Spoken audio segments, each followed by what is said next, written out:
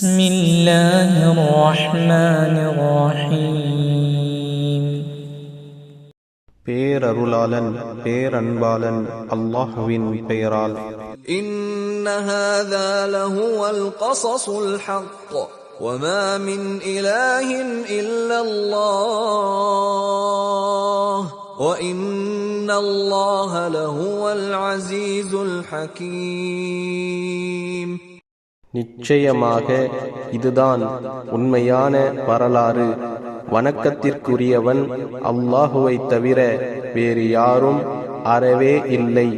நிச்சயமாக அல்லாஹ் அவன்தான் மிகைத்தவன், ஞானவான். فإن تولوا فإن الله عليم بالمفسدين. அவர்கள் புறக்கணித்து விலகினால் நிச்சயமாக அல்லாஹ் விஷமிகளை மிக அறிந்தவன். قل يا أهل الكتاب تعالوا إلى كلمة سواء بيننا وبينكم ألا نعبد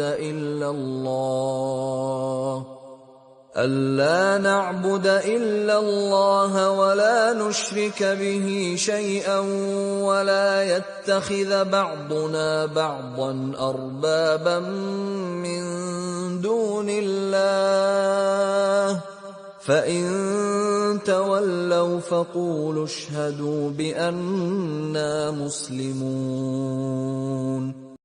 நபியே, கூறுவீராக, வேதக்காரர்களே, எங்கள் மத்தியிலும் உங்கள் மத்தியிலும் சமமான ஒரு விஷயத்தின் பக்கம் வாருங்கள்.